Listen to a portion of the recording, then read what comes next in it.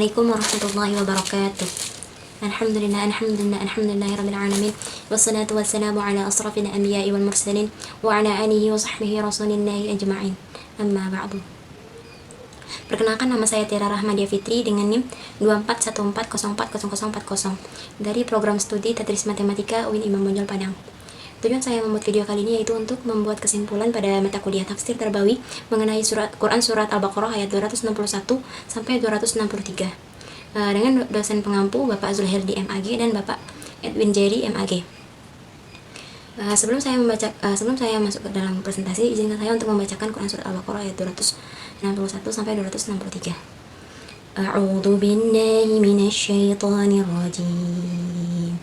Bismillahirrahmanirrahim. Mathalul ladzina yunfiquna amwalahum fi sabilillah kamathali habbatin anbatat sab'a sanabila fi kulli sunbulatin mi'ata habbah wallahu yudha'ifu liman yasha' wallahu wasi'un 'alim.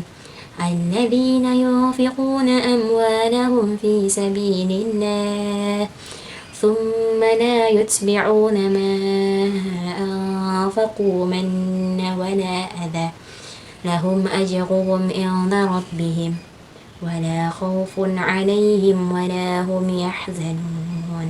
Qaulun ma'rufun wa maghfiratun khairum min sadaqatin yatba'uha adha wallahu ghaniyyun halim. Yang artinya, perumpamaan orang yang menginfakkan hartanya di jalan Allah seperti sebutir biji yang menumbuhkan 7 tangkai, pada setiap tangkai ada 100 biji. Allah melipat gandakan bagi siapa yang Dia kehendaki, dan Allah Maha Luas lagi Maha Mengetahui. Orang yang menginfakkan hartanya di jalan Allah kemudian tidak mengiringi apa yang diinfakkan itu dengan menyebut-nyebutnya dan menyakiti perasaan penerima, mereka memperoleh pahala di sisi Tuhan mereka. Tidak ada rasa takut pada mereka dan mereka tidak bersedih hati. Perkataan yang baik dan pemberian maaf lebih baik daripada bersedekah yang diiringi tindakan yang menyakiti. Allah Maha Kaya lagi Maha Penyantun. Dari ayat tersebut kita dapat mengambil kesimpulan atau latar belakang dari Quran surat Al-Baqarah ayat 261 sampai 263. Latar belakang atau asbabun nuzul tersebut berkaitan dengan anjuran untuk bersedekah dan menafkahkan harta di jalan Allah dengan ikhlas. Ayat-ayat ini menjelaskan tentang pahala yang berlipat ganda bagi orang-orang yang berinfak dan adab dalam bersedekah agar tidak menyakiti perasaan penerima.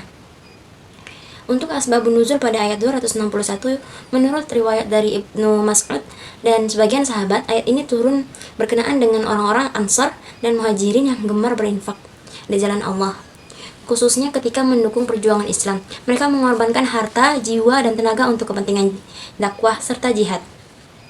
Lalu sebagian ahli tafsir menyebutkan ayat ini turun untuk memberi motivasi dan gambaran pahala besar bagi kaum muslim yang ikhlas dalam berinfak di jalan Allah. Kemudian Ibnu Katsir menegaskan bahwa ini adalah ayat yang umum, berlaku untuk siapa saja yang menafkahkan hartanya dengan niat ikhlas karena Allah. Asbabun yang kedua yaitu pada ayat 262. Ayat ini turun berkenaan dengan sikap beberapa sahabat setelah bersedekah, ada yang mengungkit-ungkit pemberian atau bahkan menyakiti hati penerimanya.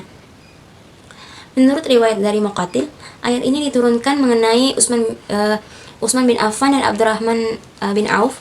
Keduanya pernah menginfakkan harta yang sangat banyak untuk kepentingan Islam. Lalu sebagian orang munafik mencela mereka dengan ucapan-ucapan merendahkan. Ayat ini turun sebagai pujian atas keikhlasan mereka dan peringatan agar infak tidak diikuti dengan sikap menyakiti. Ayat ini juga memberikan tuntunan bahwa pahala infak hanya diterima jika tidak diikuti dengan riya, ejekan, atau mengingat kebaikan. Untuk selanjutnya yaitu asbabun nuzul pada ayat 263. Menurut riwayat dari Ibnu Abbas, ada seorang laki-laki miskin sering mendatangi rumah sahabat tertentu untuk meminta-minta. Sahabat itu kadang memberi, tapi terkadang juga membentak atau mengeluarkan kata-kata yang menyakitkan.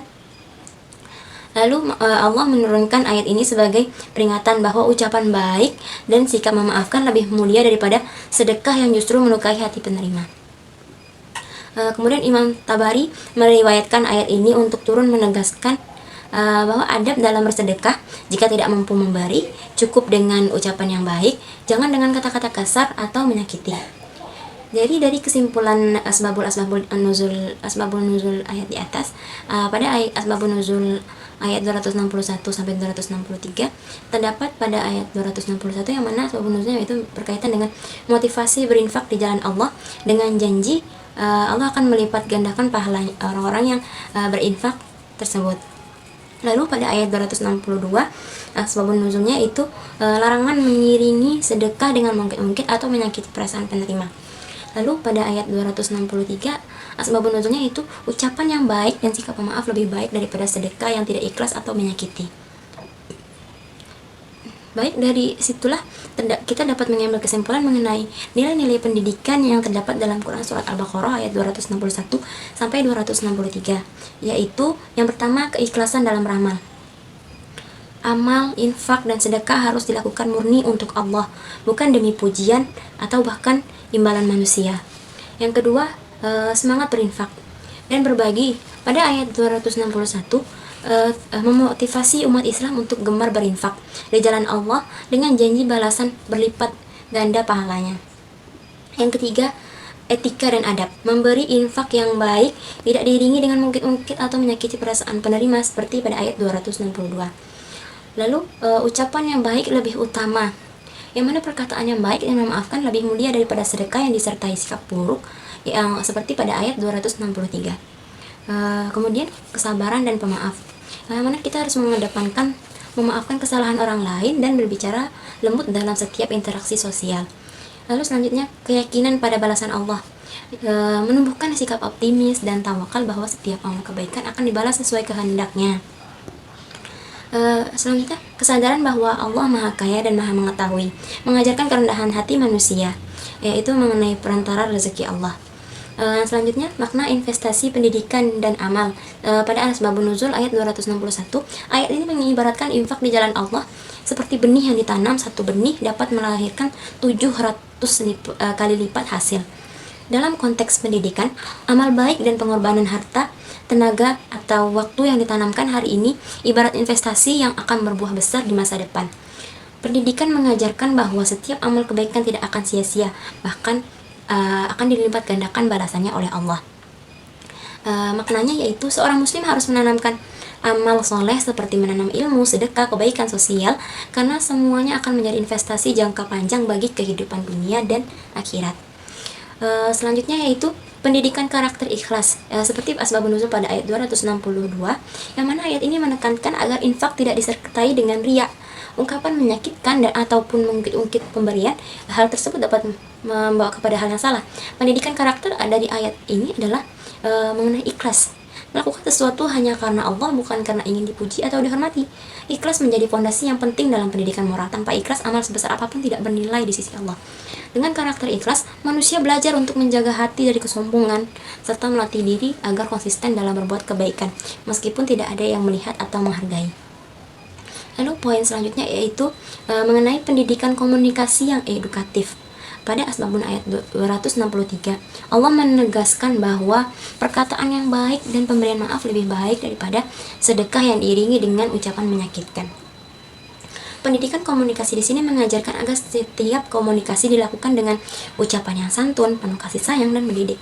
Komunikasi yang edukatif berarti mampu menyejukkan hati, membangun semangat, serta tidak melukai perasaan orang lain. Jika tidak mampu memberi materi, maka doa, nasihat yang baik, senyum, dan tutur kata lembut juga merupakan bentuk sedekah yang bernilai. Cukup sekian kesimpulan yang dapat saya berikan. Kurang lebihnya saya mohon maaf. Saya akhiri. Wassalamualaikum warahmatullahi wabarakatuh.